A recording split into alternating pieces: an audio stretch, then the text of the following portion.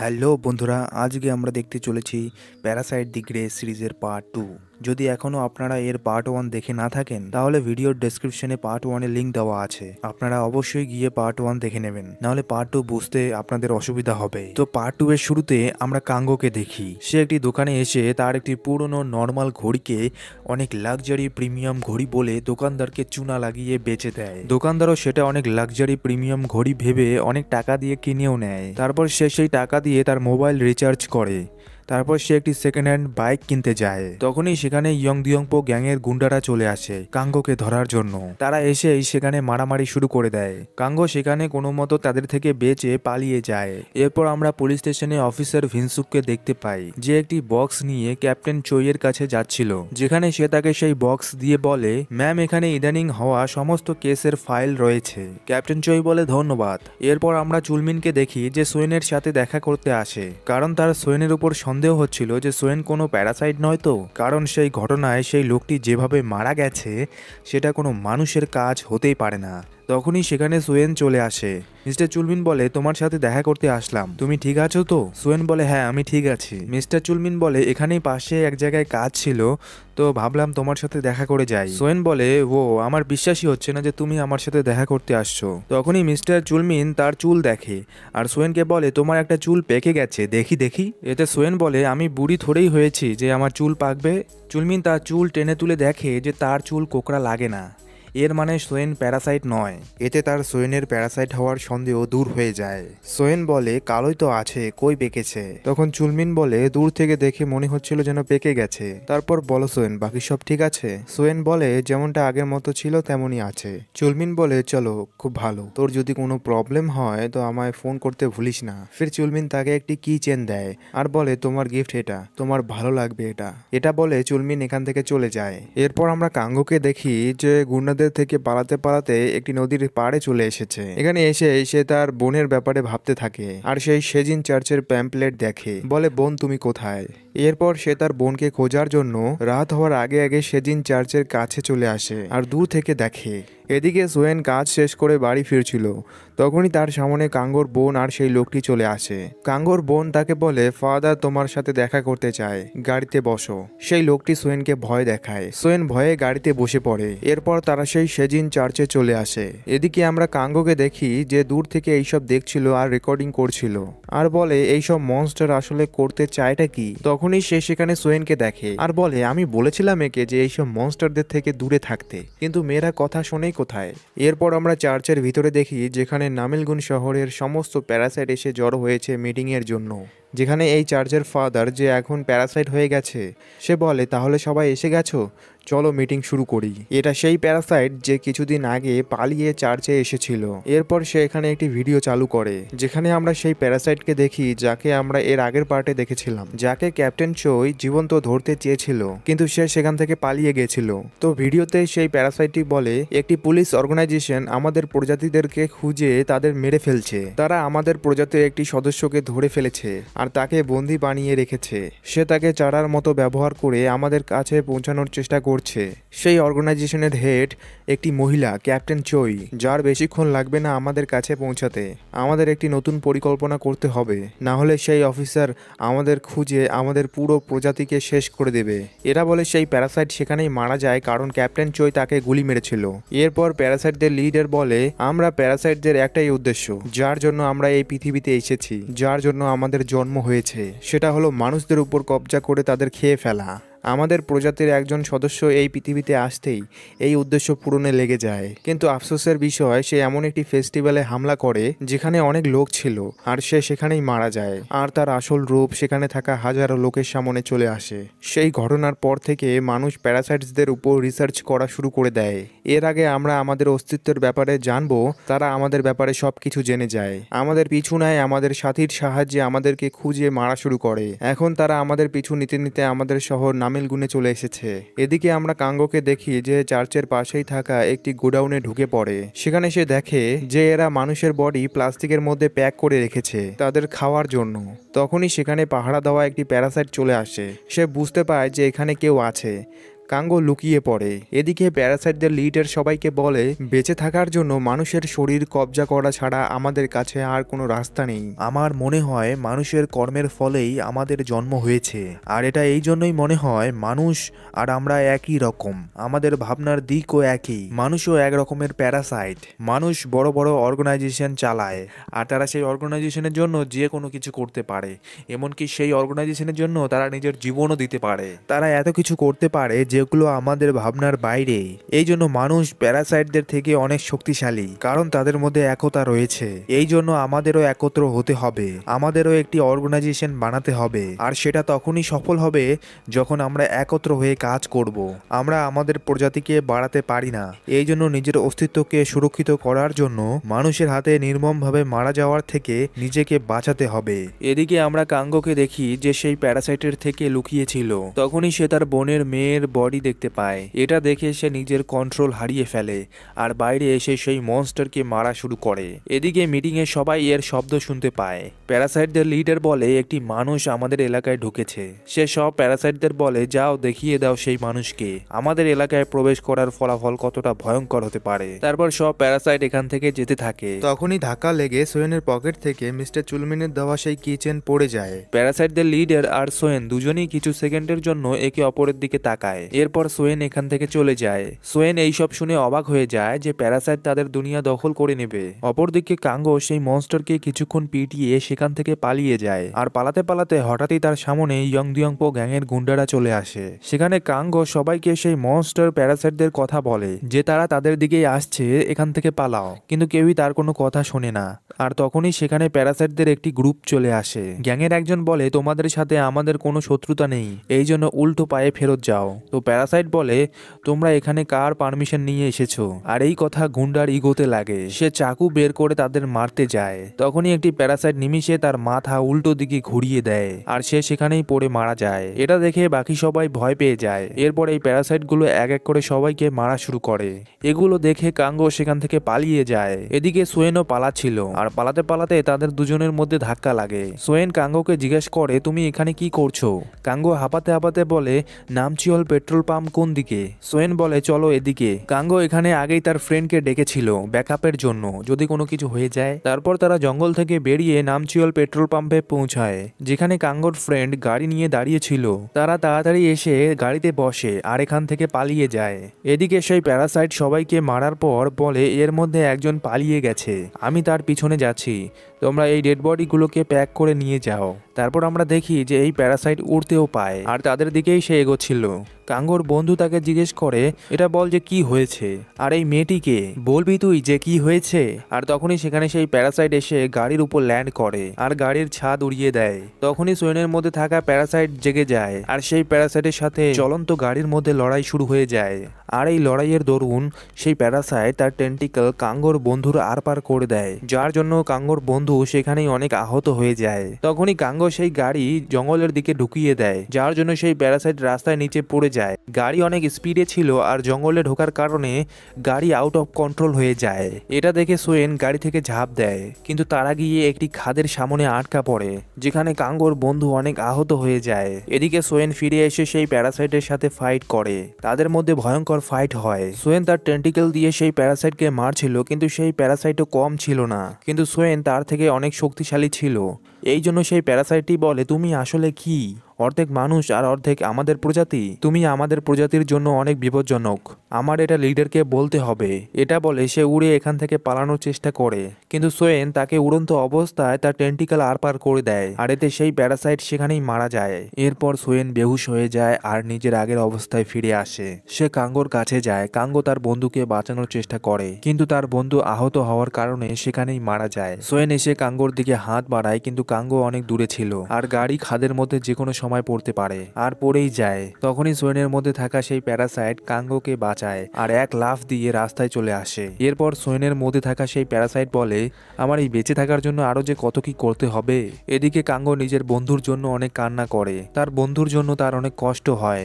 এরপর আমরা নামেলগুন পুলিশ স্টেশনে ক্যাপ্টেন জয়কে দেখি, যেখানে সে ইদানিং হওয়া কেসের ফাইলগুলোকে দেখছিল, যা ভিনসুক তাকে দিয়ে গেছিল। আর তখনই তার সামনে আসে সোয়েনের ফাইল, যেখানে সে জানতে পায় যে চুল নামের একজন ব্যক্তি ব্যক্তি যে এর আগেও অনেক রকম হিংসাত্মক অপরাধ করেছে। তো তার সুপার মার্কেটে সোয়েন নামে একটি মেয়ের সাথে ক্যাচাল হয়, আর এই জন্য চুল নামের এই ব্যক্তি সোয়েনকে মারার চেষ্টা করে, কিন্তু সে মারতে পায় না, বরং সে নিজেই অদ্ভুতভাবে মারা যায়, যার ব্যাপারে এখনো কোনো কিছু জানা যায়নি। এটা জানার পর ক্যাপ্টেন চোই একবারেই বুঝে যায় যে সোয়েন একটা প্যারাসাইট, আর বলে তুমিও কি প্যারাসাইট চং সোয়েন? এরপর আমরা ক্যাপ্টেন চোইয়ের অতীতে চলে আসি, যেখানে ক্যাপ্টেন চোই তার হাজবেন্ডের সাথে সুপার মার্কেটে এসেছিল। সেখানে তারা বিভিন্ন ঘরোয়া জিনিসপত্র কেনাকাটা করে। তখনই চোইয়ের মনে পড়ে যে সে বিল আনতে ভুলে গেছে, এই জন্য সে ভিতরে আবার বিল আনতে যায়। এদিকে তার হাজবেন্ড সব জিনিসপত্র গাড়ির ডিগ্গিতে লোড করছিল, কিন্তু তখনই হঠাৎ তার সামনে একটি প্যারাসাইট চলে আসে, আর সেই প্যারাসাইট ঝট করে তার নাক দিয়ে তার ভিতরে চলে যায়, আর সে সেখানেই ছটফট করা শুরু করে, আর আস্তে আস্তে প্যারাসাইটে বদলে যায়। এরপর সে উঠে মলের ভিতরে যায়, সেখানে সে লোকেদের উপর হামলা করে দেয়, যার জন্য চারিদিকে কোলাহলের সৃষ্টি হয়, আর সবাই এদিক ওদিক পালাতে থাকে। সেখানেই জয় মলের মধ্যে তার হাজবেন্ডকে দেখতে পেয়ে তাকে ডাকে, কিন্তু সে তো হয়ে গেছিল প্যারাসাইট, আর সেই প্যারাসাইট তার মুখের একটু অংশ সরিয়ে নিজের চোখ বের করে আর চইয়ের উপর হামলা করে, যার জন্য চইয়ের কান কেটে যায়। চই এই সব দেখে ভয় পেয়ে সেখান থেকে সরে যায়। এদিকে সেই মনস্টার সবার উপর এক এক করে হামলা করছিল। চই সেখানে একটি বাচ্চাকে দেখে তাকে বাঁচায়। তারপর সে একটি অ্যাসিডের বোতল নিয়ে সেই প্যারাসাইটের সামন দিয়ে একটি রুমের ভিতর প্রবেশ করে, আর সেই মনস্টার তাকে দেখে তার পিছনে পিছনে চলে আসে।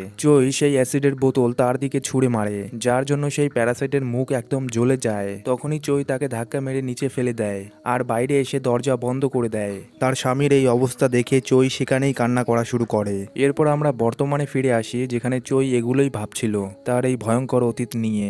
এরপর সকাল হয়ে যায়। আমরা কাঙ্গো আর সোয়েনকে দেখি, যারা রাতে একটি হোটেলে উঠেছিল। এখানে কাঙ্গো সোয়েনের মধ্যে থাকা প্যারাসাইটের একটি নাম দেয়, যাতে বিপদে পড়লে কাঙ্গো যেন তাকে ডাকতে পারে। এই জন্য কাঙ্গো বলে, আজ থেকে তোমার নাম হলো হাইডি।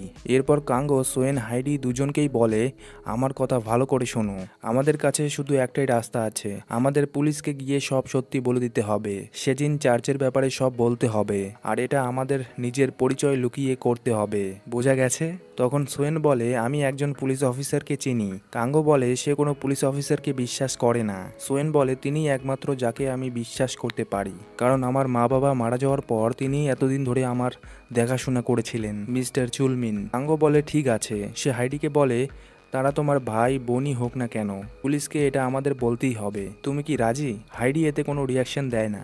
এরপর তারা পাবলিক টেলিফোন বুথে গিয়ে মিস্টার চুলমিনকে কল করে, আর বলে, মিস্টার চুলমিন দেখুন, আমি কে এটা জানা জরুরি নয়, আপনার এটা জানা জরুরি যে নামচিওলের সেজিন চার্চ পুরো মনস্টার দিয়ে ভরা। চুলমিন এটা শুনে অবাক হয় আর জিজ্ঞেস করে, তুমি কে? কাঙ্গো বলে, তারা দেখতে মানুষের মতোই, কিন্তু তাদের মাথা একদম খুলে যায় আর অদ্ভুত টেন্টিকেল বাইরে বেরিয়ে আসে, যা দিয়ে তারা মানুষের উপর হামলা করে আর তাদের মেরে ফেলে। তারা সেখানে অনেকগুলো মানুষের ডেড বডি কোনো জিনিসপত্রের মতো প্যাক করে রেখেছে। চুলমিন বলে, আচ্ছা তোমার নামটা তো বলো।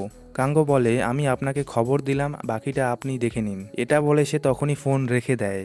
এরপর চুলমিন ভিনসুক ম্যাপের মধ্যে সেই চার্চ খোঁজে। ভিনসুক বলে, সত্যি কি কোনো সেখানে মনস্টার আছে? আমার মনে হয় না যে আমরা সেখানে কিছু পাবো। মিস্টার চুলমিন বলে, একবার গিয়ে দেখলেই বা কি যায় আসে, আর সে সেই মনস্টারদের কথা বলেছে যারা প্যারাসাইটের মতো দেখতে। তখন ভিনসুক বলে, সেখানে কি আমাদের যাওয়া উচিত হবে? আর সত্যি যদি সেখানে মনস্টার থেকে থাকে তাহলে কি হবে? আমাদের কি এটা টিম গ্রেকে বলা উচিত হবে? চুলমিন বলে, দেখি আমি কথা বলছি। এরপর তিনি ক্যাপ্টেন চোইয়ের সাথে দেখা করেন, যেখানে ক্যাপ্টেন চোই তাকে বলে, আমি আপনার সাথেই দেখা করতে চাইছিলাম। চুলমিন বলে, কেন আমার সাথেই কেন? তখন চোই বলে, আপনি সোয়েন নামের কোনো মেয়েকে চেনেন? আপনি এখন পর্যন্ত তার দুটি কেস হ্যান্ডেল করেছেন, একটি তার ছোটবেলার আর একটি কয়েকদিন আগে। মিস্টার চুলমিন বলে, হ্যাঁ, তার সুপার মার্কেটে কাস্টমারের সাথে তর্কাতর্কি হয় আর কাস্টমার তাকে মারতে চাইছিল। এছাড়াও আমি কালকে তার সাথে দেখা করেছিলাম। সে অনেক পরিশ্রমী মেয়ে, আর একটি বাহানা দিয়ে আমি তার চুল তুলেও দেখেছি, আর সেই চুল কোকড়া লাগেনি। সে প্যারাসাইট নয়। চই হেসে বলে, মনে হয় আপনি তার খুব ক্লোজ। তাছাড়া এখানে আসা হলো কিসের জন্য? চুলমিন বলে, হ্যাঁ, কেউ খবর দিয়েছিল সেজিন চার্চের ব্যাপারে। সে বলে, সেজিন চার্চকে আড্ডা বানিয়েছে প্যারাসাইটরা। ক্যাপ্টেন চই বলে, আপনার কি মনে হয় আমাদের কি এই খবরে বিশ্বাস করা উচিত? তখনই তার টিম মেম্বার তাকে সেই সেজিন চার্চের প্যাম্পলেট দেখায়, যা দেখে ক্যাপ্টেন চই চুলমিনকে বলে, আপনার খবর একদম সঠিক। চই তার টিমকে রেডি হতে বলে। এরপর তারা তাদের পুরো টিম নিয়ে সেজিন চার্চে পৌঁছায়, যেখানে তারা ড্রোন দিয়ে চারিদিকে চেক করে, কিন্তু তারা সেখানে কাউকেও দেখতে পায় না। তারপর চই তার হান্টিং ডগকে জিজ্ঞেস করে, তাহলে তুমি কি বলো, এখানে কি কোনো প্যারাসাইট আছে? যদি থেকে থাকে তাহলে অবশ্যই সিগন্যাল দিও। মিস্টার চুলমিন চইকে জিজ্ঞেস করে তার হাতে ওটা কি। তখন চই বলে এটা এমন একটি ডিভাইস যা হান্টিং ডগ তার আশেপাশে কোনো প্যারাসাইটের সিগন্যাল পেলে সেই ডিভাইসটি বেজে ওঠে। এতে আমরা বুঝতে পাই যে প্যারাসাইট কোথায় আছে। এরপর চই নিজের টিমকে চার্চের ভিতরে পাঠায়। সেখানেই চার্চের গোডাউনে তারা অনেকগুলো ডেড বডি পায়। চই এইসব দেখে পুরো চার্চের তল্লাশি চালায়, যেখানে চার্চের মধ্যে চুলমিন সেই কি চেন পায় যা সে সোহেনকে দিয়েছিল। এটা দেখে সে অবাক হয়ে যায় যে এটা এখানে কেন। চুলমিন সেই কি চেনকে নিজের পকেটে ঢুকায়, আর এমনটা করতে চই দেখে ফেলে। সে জিজ্ঞেস করে, আপনি কি কিছু পেয়েছেন? তখন চুলমিন বলে, না কিছু নেই এখানে। এতে চই এর তার উপর সন্দেহ হয়।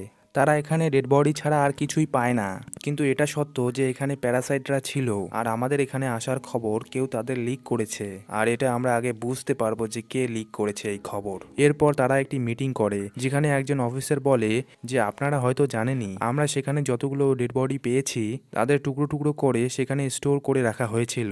এই জন্য ভিকটিমের পরিচয় জানা খুবই মুশকিল। আমরা প্রায় 500টি বডির টুকরো পেয়েছি। এই জন্য আমরা আমাদের পুরো ফরেন্সিক টিমকে এদের ডিএনএ টেস্ট করার জন্য লাগিয়েছি, ভিকটিমের পরিচয় জানার জন্য। কিন্তু এতে অনেক সময় লেগে যাবে। চই জিজ্ঞেস করে, জানা গেছে কি সেই চার্চ কার নামে? সেই অফিসার দেখায় খন হিউকজু, যে বিগত 15 বছর ধরে এই চার্চের ফাদার, কিন্তু একে এখন কোথাও পাওয়া যাচ্ছে না। সেই প্যারাসাইটরা খুবই চালাকির সাথে সব চিহ্ন প্রমাণ মিটিয়ে সেখান থেকে চলে গেছে। চই সবাইকে বলে, আপনারা কি সেখানে কিছুই পাননি?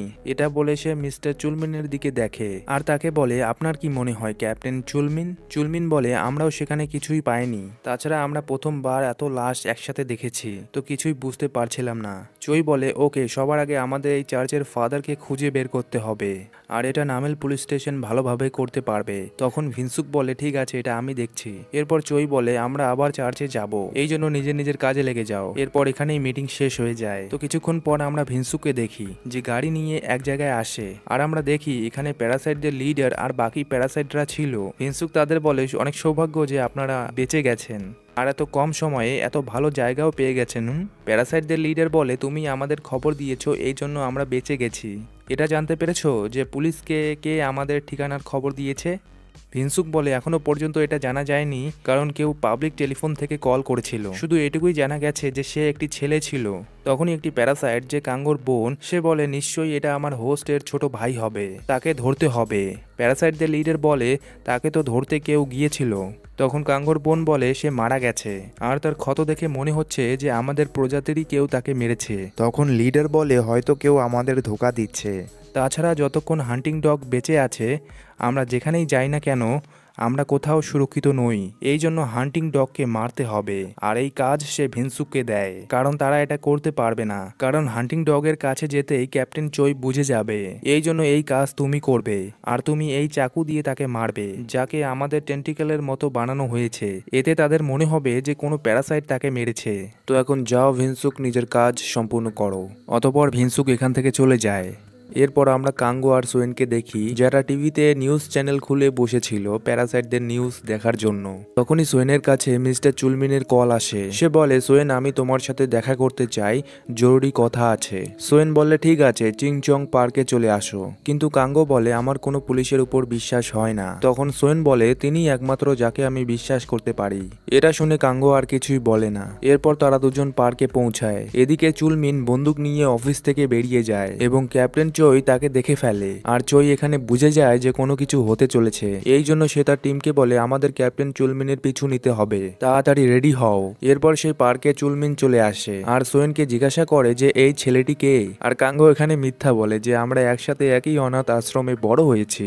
চুলমিন বলে, আচ্ছা, তুমি দূরেই থাকো। চুলমিন সোয়েনকে জিজ্ঞাসা করে যে আমি যে তোমায় কিচেন দিয়েছিলাম সেটা কোথায়। তখন সোয়েন বলে, সেটা না কোথাও হারিয়ে গেছে। অতঃপর চুলমিন তার পকেট থেকে সেই কিচেন বের করে দেখায়। সোয়েন অবাক হয়ে যায়। চুলমিন বলে, তুমি সেদিন চার্চে গিয়েছিলে, একটু বলবে যে তুমি সেখানে কি করতে গিয়েছিলে? যদি চাও আমার সাথে সবকিছু শেয়ার করতে পারো। এদিকে ক্যাপ্টেন চই সেখানেই আসছিল। তখনই হান্টিং ডগ সিগন্যাল দেয় যে এখানে প্যারাসাইট আছে। চই তার টিমকে এখানে আসতে বলে আর নিজে একাই বন্দুক নিয়ে সামনে এগোয়। আর এদিকে সোয়েনের মাথায় ঘন্টি বেজে ওঠে যে এখানে কোথাও প্যারাসাইট আছে, আর সেটা ছিল হান্টিং ডগ।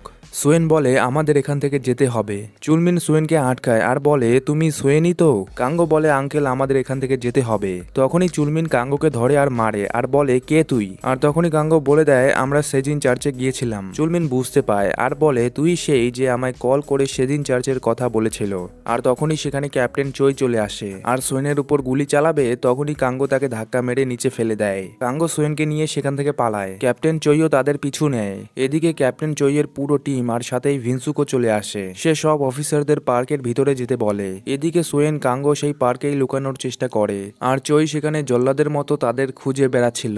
সোয়েন কাঙ্গো সেখানেই লুকিয়েছিল। তখনই হাইডি সামনে আসে আর বলে তোমরা দুজন একদম গাধা। কাঙ্গো বলে আরে বাপরে, এত ভয় দেখানোর কি আছে। হাইডি বলে আমি সেই মহিলাকে দেখছি, ততক্ষণে তুই এখান থেকে পালা। কাঙ্গো বলে ঠিক আছে, আমি বাইরে গিয়ে কোনো গাড়ি নিয়ে 3বার হরেন মারবো, তুমি তখনই চলে এসো। এটা বলে কাঙ্গো এখান থেকে চলে যায়। এরপর হাইডি ক্যাপ্টেন চইয়ের সামনে আসে।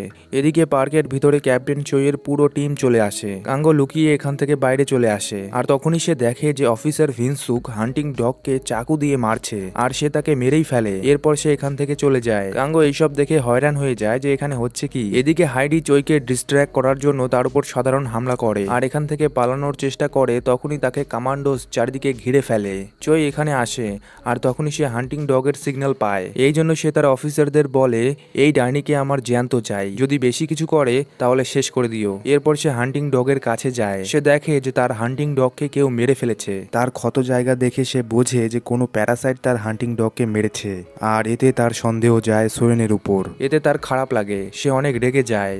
এদিকে হাইডি চারদিকে কমান্ডোস দেখে ভিতরে চলে যায় আর সোয়েন সেখানেই বেহুশ হয়ে পড়ে যায়। তারপর সেখানে মিস্টার চুলমিন আসে আর সোয়েনকে বাঁচানোর চেষ্টা করে, কিন্তু কেউই তার কোনো কথা শোনে না আর তাকে সেখান থেকে সরিয়ে দেয়। অফিসার ভিনসুকো সেখানে এসে চুপচাপ দাঁড়িয়ে পড়ে আর কেউ টেরও পায় না যে সেই হান্টিং ডগকে মেরেছে। এরপর ক্যাপ্টেন চই এখানে আসে তার হান্টিং ডগের হেলমেট নিয়ে আর সেই হেলমেট সে সোয়েনকে পরিয়ে দেয় আর তাকে ধরে এখান থেকে নিয়ে যায়। এদিকে কাঙ্গো এখান থেকে পালিয়ে যায় আর এরই সাথে এই কাহিনীর পার্ট 2 এখানেই শেষ হয়ে যায়। এরপর সোয়েনের কি হবে? অফিসার ভিনসুক মানুষ হয়ে কেন প্যারাসাইটদের হয়ে কাজ করছে? মিস্টার চুলমিন কি পারবে সোয়েনকে বাঁচাতে? কাঙ্গো এরপর কি করবে? এই কোয়েশ্চেনগুলো এখনো বাকি আছে। যদি তোমাদের এই পার্টটি ভালো লেগে থাকে তাহলে অবশ্যই কমেন্টে পার্ট 3 লিখে জানিও। আর ভিডিওতে লাইক করতে ভুলো না আর চ্যানেলকে সাবস্ক্রাইব করতে ভুলো না, কারণ এভাবে পাশে থাকলেই তো আমরা আপনাদের জন্য সুন্দর সুন্দর কাহিনী নিয়ে আসতে পারবো। তো দেখা হচ্ছে বন্ধুরা এর পার্ট 3 সাথে।